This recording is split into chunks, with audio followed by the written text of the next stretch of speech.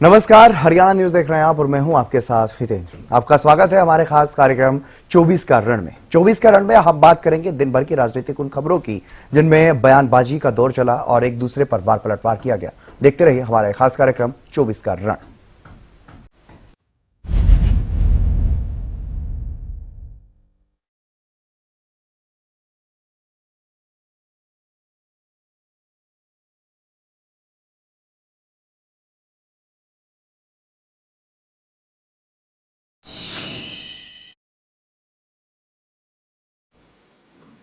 कार्यक्रम की शुरुआत में बात करेंगे हरियाणा कांग्रेस की, क्योंकि हरियाणा कांग्रेस की सुबह से ही आज बैठकें चल रही हैं। दिल्ली में कांग्रेस सब कमेटी की बैठक एक बार फिर से हुई, वो बैठक भी खत्म हो चुकी है। हरियाणा कांग्रेस के लोकसभा उम्मीदवारों पर मंथन हुआ। कांग्रेस नेता सलमान खुर्शीद, मधुसूदन मिस्त्री इस बैठक में मौजूद रहे। भूपेंद्र हुड्डा, दीपक बाबरिया, उदयभान भी मौजूद रहे। बैठक के बाद हरियाणा कांग्रेस के प्रभारी दीपक बाबरिया का बयान सामने आया है। उन्होंने कहा कि सब कमेटी में हरियाणा के सभी नेताओं से चर्चा की गई है। ये बड़ी खबर आपको बता रहे हैं। इस बैठक में नेता प्रतिपक्ष भूपेंद्र हुड्डा, प्रदेश अध्यक्ष उदयभान और प्रदेश प्रभारी दीपक बाबरिया मौजूद रहे। बैठक के बाद हरियाणा कांग्रेस के प्रभारी दीपक बाबरिया का बड़ा बयान सामने आया। उन्होंने कहा कि सभी नेताओं से चर्चा की गई है। नामों का पैनल कांग्रेस के अध्यक्ष मल्लिकार्जुन खड़गे को आज दे दिया जाएगा और उम्मीद है आज रात तक ही उम्मीदवारों की सूची भी आ जाएगी। चर्चा इस बैठक में हुई है, क्या लिस्ट कब तक आ जाएगी? कैंडिडेट्स के बारे में चर्चा हुई, एक सहमति बन चुकी है और रात को एआईसीसी अध्यक्ष के साथ मीटिंग होगी। उम्मीद है कि आज फाइनल हो जाएगा। लेकिन सर, क्या लगता है कि क्या जो समीकरण थे वो अब ठीक हो गए हैं? उसमें कुछ मैं आगे और नहीं बता सकता हूँ आप लोगों को, जो है I can not discuss some of the matters. तो माना जाए कि आज शाम तक लिस्ट आ जाएगी? दो बार बता चुका हूँ, उम्मीद है आज रात तक आ जाए। हरियाणा कांग्रेस के सभी नेताओं से चर्चा हो चुकी है। ठीक है, आज रात तक आ जाए। ठीक। अपराजिता श्री हमारी संवाददाता हमारे साथ जुड़ गई है अधिक जानकारी के साथ। अपराजिता, क्या कुछ ज्यादा जानकारी मिल पा रही है? किन सीटों पर किन किन चेहरों के नाम पर सहमति बन पाई है? क्या इस बारे में कोई जानकारी मिल पाई अभी तक? कांग्रेस की कमेटी की बैठक हुई है लगातार। बिल्कुल जैसा कि आपने कहा, सुबह से मंथन का दौर है, बैठकों का दौर तेज हो चुका है। सुबह हमने देखा था एआईसीसी मुख्यालय में बैठक हुई थी, 1-to-1 तरीके से बैठक की गई थी। एक छोटी बैठक भी आज हुई है। भूपेंद्र हुड्डा नेता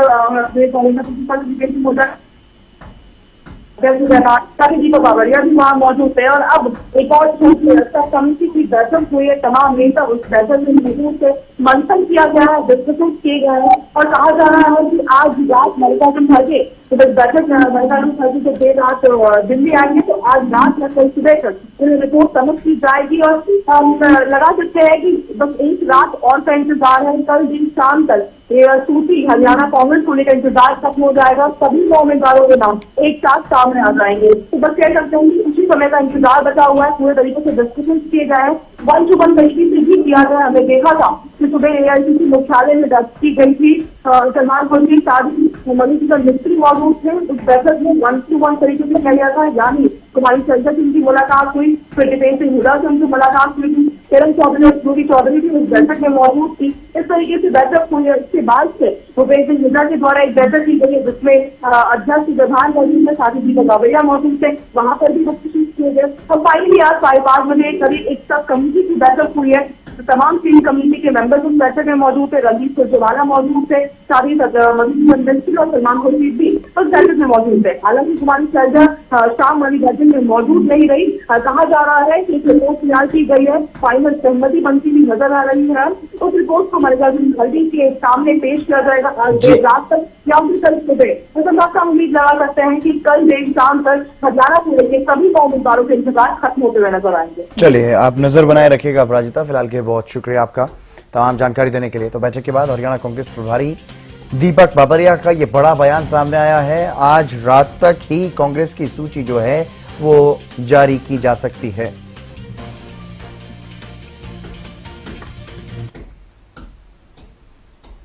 एक तरफ जहां कांग्रेस की लिस्ट आने में देरी हो रही है, उसी को लेकर के बीजेपी लगातार कांग्रेस पर तंज कस रही है। सीएम नायब सैनी और पूर्व गृह मंत्री अनिल विज ने क्या कुछ कहा है वो आपको सुनवाते हैं।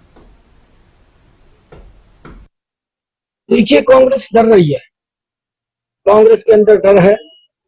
वो कभी किसी का नाम रखते हैं वो भाग जाता है, फिर दूसरे का नाम रखते हैं वो भाग जाता है। मंथन चल रहा है।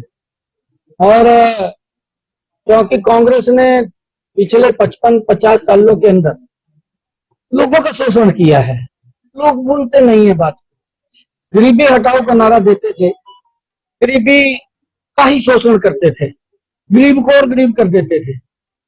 ये पहली बार है, मैंने आंकड़ों से सभा के अंदर भी बोला है कि नरेंद्र मोदी जी ने गरीब व्यक्ति के लिए वो काम किए हैं कि आज 25 करोड़ लोग गरीबी रेखा से बाहर हैं। अब मुकाबले में जो यहाँ पार्टी है कांग्रेस पार्टी है, और कांग्रेस पार्टी के पास कोई संगठन नहीं है। 10 साल से वो अपना संगठन नहीं बना पाई। कुछ धड़े हैं, भिड़ते रहते हैं आपस में। एक हुड्डा धड़ा है, एक एसआर के धड़ा है, फिर कुछ और धड़े हैं, लड़ते रहते हैं। और टिकट देने की प्रक्रिया जो होती है ना, ये बड़ी सिस्टमेटिक होती है। हमारे तो पन्ना प्रमुख से लेके पन्ना प्रमुख, बूथ प्रधान, वार्ड प्रधान, मंडल प्रधान, हल्के का प्रधान, लोकसभा का प्रधान, स्टेट का प्रधान, हमारे तो सारा ऐसे ढांचा बना हुआ है। तो हमारे तो आसान है, इनका तो कोई ढांचा है नहीं, किससे पूछे। ये तो जैसे मंडी होती है ना, सब्जी मंडी आपने देखी कभी? सब्जी मंडी में जब सुबह सब्जी आ जाती है तो आड़ती बोली लगाता है, रेहड़ियों वाले आते हैं, जो ज्यादा भाव देता वो ले जाता है। तो ये तो बोलियां लग रही हैं, जो ज्यादा बोल भाव कर देगा उसको टिकट मिल जाएगी। इसीलिए उसमें देर लग रही है, देर लगती है।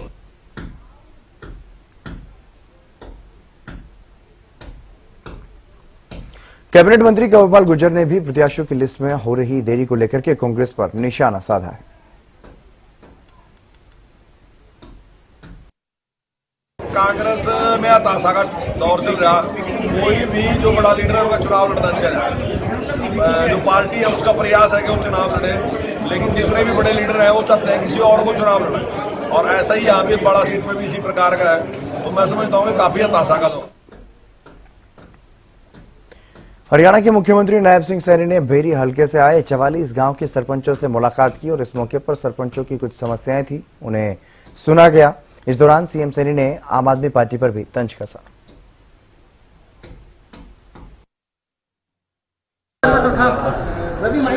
समस्याएं थी, और हमने कहा है सभी सरपंचों जो मिलने के लिए आए थे कि किसी प्रकार की दिक्कत नहीं है। और सरपंच तो हमारी इस लोकतंत्र का प्रथम मजबूत पायदान है, जो विकास के कार्यों को गति देने में उसकी अहम भूमिका होती है। और हमने सरपंचों को बिल्कुल कहा है कि हमारे दरवाजे भी आप लोगों के लिए 24 घंटे खुले हैं, और जो भी काम आपने किए या जो काम टेंडर में है, ऐसे सब काम आप लोग गति से करिए।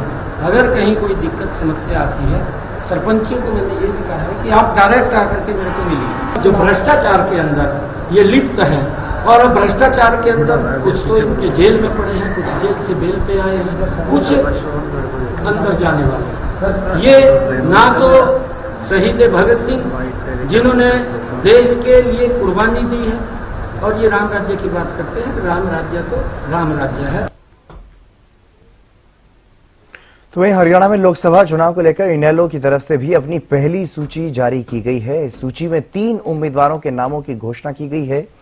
हिसार से सुनैना चौटाला को चुनावी मैदान में उतारा गया है, तो वहीं कुरुक्षेत्र से अभय चौटाला के नाम का पहले ही ऐलान कर दिया गया था, लेकिन सूची में नाम उनका भी ऐड किया गया। और अंबाला से इनेलो ने गुरप्रीत सिंह गिल को चुनावी मैदान में उतारा है। ये 3 नाम जिनकी लिस्ट जो है वो जारी की गई इनेलो की तरफ से। इनेलो की ये पहली लिस्ट लोकसभा चुनाव के मद्देनजर 3 सीटों पर उम्मीदवारों के नामों का ऐलान किया गया है। कुरुक्षेत्र से अभय चौटाला और हिसार से सुनैना चौटाला, तो वहीं अंबाला से गुरप्रीत के नाम का ऐलान किया गया है।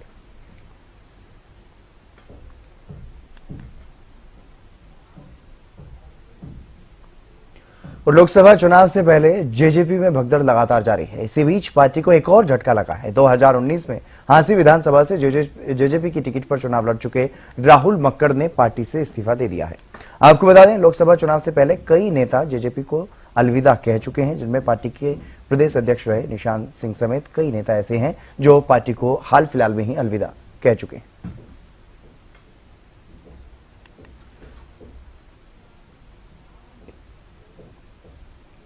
और चलिए खबरों में आगे बढ़ेंगे, बात करेंगे केंद्रीय गृह मंत्री अमित शाह की। उन्होंने चुनाव प्रचार की शुरुआत करते हुए अपने लोकसभा क्षेत्र गुजरात के गांधीनगर और अहमदाबाद में रोड शो किया है। इस दौरान अमित शाह के रोड शो में भारी जनसैलाब उमड़ा। और बता दें कि गांधीनगर लोकसभा सीट से बीजेपी उम्मीदवार और केंद्रीय गृह मंत्री अमित शाह 19 अप्रैल को नामांकन भरेंगे। ये दो तस्वीरें आप देखिए, अहमदाबाद और गांधीनगर की तस्वीरें हैं। केंद्रीय गृह मंत्री अमित शाह यहां पर पहुंचे और उन्होंने ये रोड शो किया। रोड शो में भारी भीड़ जरूर दिखाई दी, एक तरह से शक्ति प्रदर्शन इसे कहा जा सकता है।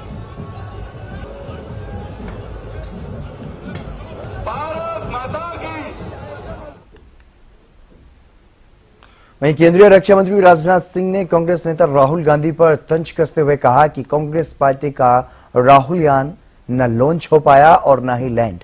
इस दौरान राजनाथ सिंह ने भ्रष्टाचार को लेकर के भी बड़ा बयान दिया। ब्रदर्स एंड सिस्टर, सबकी लॉन्चिंग हो रही है, लेकिन कांग्रेस पार्टी के यंग लीडर की लॉन्चिंग पिछले 20 वर्षों में नहीं हो पाई है।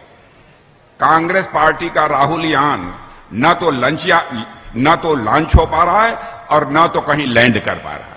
राहुल जी उत्तर प्रदेश से माइग्रेट करके केरल आ गए हैं। पिछली बार वह अमेठी, रायबरेली, उत्तर प्रदेश में चुनाव हार गए थे।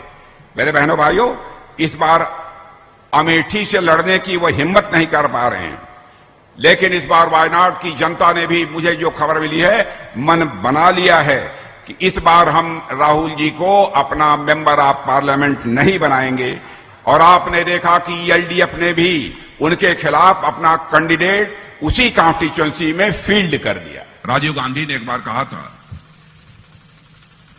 कि करप्शन भारत में इतना है कि मैं सेंटर से 100 पैसा भेजता हूं तो नीचे पहुंचते पहुंचते लोगों के पास केवल 14 पैसा पहुंच पाता है।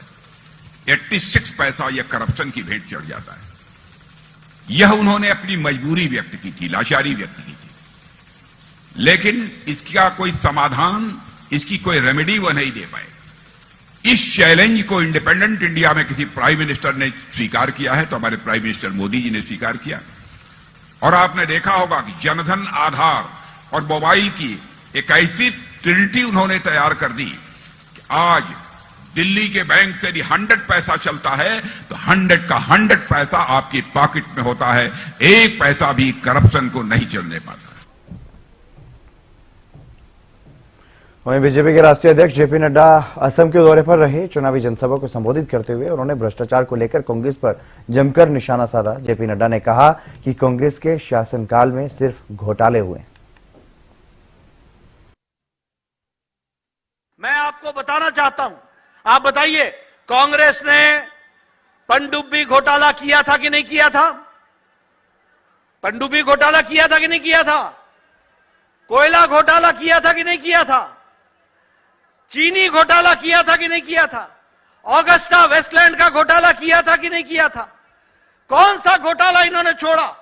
कोयला जमीन से निकलता है, पाताल में घोटाला कर दिया। 5G का घोटाला अंतरिक्ष में घोटाला कर दिया। आकाश गगन में ऑगस्टा वेस्टलैंड का घोटाला कर दिया। समुद्र में पनडुब्बी घोटाला कर लिया। चारों लोक में घोटाला ही घोटाला कांग्रेस पार्टी ने किया। आप बताइए, अखिलेश लैपटॉप घोटाले में फंसा है कि नहीं फंसा है? आप बताइए, अखिलेश गोमती रिवर फ्रंट के घोटाले में फंसा है कि नहीं फंसा है? आप बताइए कि अखिलेश अलकतरा घोटाले में फंसा है कि नहीं फंसा है? आप बताइए, लालू यादव चारा घोटाला में फंसा है कि नहीं फंसा है? यूपी के मुख्यमंत्री योगी आदित्यनाथ ने चुनावी जनसभा को संबोधित करते हुए कहा कि पूरे देश में मोदी लहर गूंज रही है। सीएम योगी ने कहा कि फिर एक बार मोदी सरकार और अब की बार 400 पार।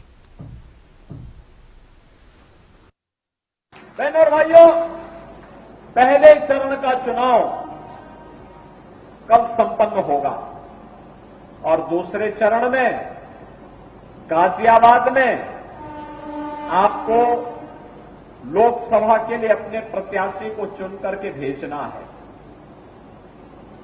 पूरे देश के अंदर आज एक ही लहर है, एक ही स्वर गूंज रहा है और उत्तर, दक्षिण, पूरब, पश्चिम, मुझे इस दौरान लगभग 5 से 6 राज्यों में जाने का अवसर प्राप्त हुआ। और बहनों और भाइयों, जो जनता की आवाज है, वह जनता की आवाज आज देश की आवाज बन रही है।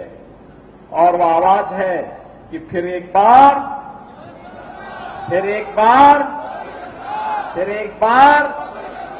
अब की बार बहनों और भाइयों, ये अब की बार मोदी सरकार और अब की बार 400 पार का जो ये नारा देश के अंदर गूंज रहा है, वैसे ही नहीं गूंज रहा है। मध्य प्रदेश के मुख्यमंत्री मोहन यादव ने भी दावा किया है कि पीएम मोदी के नेतृत्व में एनडीए 400 पार करेगा और मध्य प्रदेश में 29 की 29 सीटें बीजेपी जीतेगी, क्योंकि पूरा देश और प्रदेश मोदी में हो चुका है। जीतेगा और देश में 400 पार होगा। पूरा देश और प्रदेश मोदी में हो चुका है। मेरी अपनी ओर से माननीय आलोक शर्मा जी को अग्रिम बधाई। माहौल क्या नजर आ रहा है? माहौल एक तरफा है, कांग्रेस के हाथों पता नहीं लग रहा है। पहले चरण की वोटिंग का काउंटडाउन शुरू हो चुका है। 19 अप्रैल यानी कि कल देश में लोकसभा चुनाव के पहले फेज की वोटिंग होगी और 4 केंद्र शासित प्रदेश समेत 21 राज्य हैं जहां पर मतदाता प्रत्याशियों की किस्मत का फैसला करेंगे। ऐसे में दिग्गज प्रत्याशियों पर लोगों की निगाहें बनी रहने वाली हैं। पहले फेज की हॉट सीट और दिग्गजों की बात करें तो 8 केंद्रीय मंत्री हैं, 2 पूर्व मुख्यमंत्री हैं और एक पूर्व राज्यपाल जो चुनावी मैदान में हैं, जिनके क्षेत्रों में वोटिंग होनी है।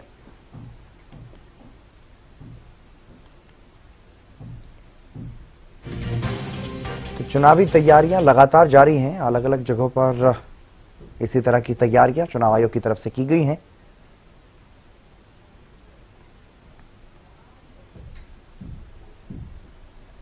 और पहले चरण में जिन दिग्गजों की किस्मत का फैसला होने वाला है उनके बारे में भी आपको बता देते हैं। जो दिग्गज चुनावी मैदान में हैं पहले चरण में, जिनमें सबसे पहले नागपुर सीट की बात कर लेते हैं। नितिन गडकरी वहां से चुनावी मैदान में हैं, चुनाव लड़ रहे हैं। इनकी सीट पर कल वोटिंग होगी। अरुणाचल प्रदेश से किरण रिजिजू अरुणाचल की पश्चिम सीट से चुनावी मैदान में हैं। इनकी सीट पर भी कल वोटिंग होनी है। डिब्रूगढ़ सीट पर सर्बानंद सोनोवाल, असम में इनकी सीट पर भी वोटिंग होगी। एक बड़ा चेहरा भारतीय जनता पार्टी की तरफ से। और जम्मू कश्मीर की अगर बात करें तो उधमपुर सीट पर भी वोटिंग होगी। यहां से जितेंद्र सिंह चुनावी मैदान में हैं, केंद्र में मंत्री रहे हैं। अलवर सीट राजस्थान की हॉट सीट है। भूपेंद्र यादव यहां से चुनावी मैदान में है, इनकी सीट पर भी वोटिंग होनी है। और राजस्थान की बीकानेर सीट से केंद्रीय मंत्री अर्जुन राम मेघवाल चुनावी मैदान में हैं, इन पर भी हर किसी की नजर। त्रिपुरा से पश्चिम त्रिपुरा की सीट से विप्लव कुमार देव चुनावी मैदान में हैं।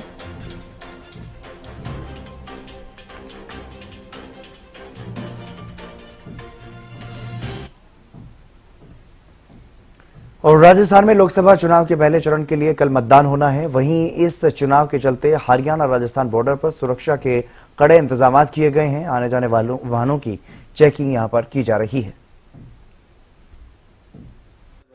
राजस्थान में लोकसभा चुनाव के पहले चरण का मतदान कल है और इसको लेकर सुरक्षा व्यवस्था के कड़े प्रबंध किए गए हैं। इस वक्त मैं हरियाणा राजस्थान के बॉर्डर के ऊपर मौजूद हूं, जहां पर पुलिस सुरक्षा है वो बढ़ा दी गई है। बाकायदा हरियाणा के अंदर भी जो 3 किलोमीटर के दायरे के अंदर जो शराब के ठेके उन पर रोक लगाई गई है। जब तक चुनाव नहीं होता तब तक उन ठेकों को बंद रखने के आदेश जारी किए गए हैं। बॉर्डर पर देखना बाकायदा एक एक गाड़ी को जो चेकिंग करने के बाद ही प्रवेश दिया जा रहा है। राजस्थान से जो भी गाड़ियां हरियाणा के अंदर आ रही है उनकी भी चेकिंग की जा रही है और हरियाणा से जो राजस्थान के अंदर जो वाहन जा रहे हैं उनकी भी एक एक कर चेकिंग की जा रही है। वहीं अधिकारी मेरे साथ मौजूद है, इनसे बातचीत करेंगे किस तरह की व्यवस्था इन्होंने यहाँ पर की है और किस तरह की जो सुरक्षा के प्रबंध किए गए। सर, किस तरह के सुरक्षा प्रबंध किए गए हैं? यहाँ पे राजस्थान पुलिस के अधिकारी कर्मचारी लगा रखे हैं। यहाँ अपनी एक चौकी है, उसमें भी कर्मचारी अपने कुलदीप जी हैं, HC हैं, प्रदीप जी हैं और मैं यहाँ SST प्रभारी डॉक्टर मनसीधर हूँ। यहाँ तीन शिफ्ट में चलती है ये। 6 से 2 मेरा है, फिर 2 से 10 जैन साहब है और फिर 10 से सुबह 6 तक डॉक्टर उत्कर्ष की ड्यूटी लगी हुई है। हम आने वाले सारे वाहनों की चेक करके आगे जाने देते हैं। अभी कोई वाहन पकड़ा गया? अभी तक नहीं, अभी तक कोई वाहन ऐसा नहीं पकड़ा गया हो जिससे कि आदर्श आचार संहिता का उल्लंघन हो। यदि होगा तो हम पकड़ेंगे।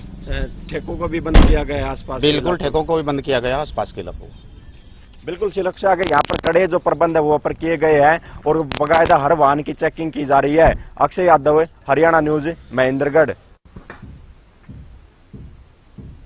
चलिए 24 कैरेट में आज के लिए बस इतना ही। आप देखते रहिए हरियाणा न्यूज।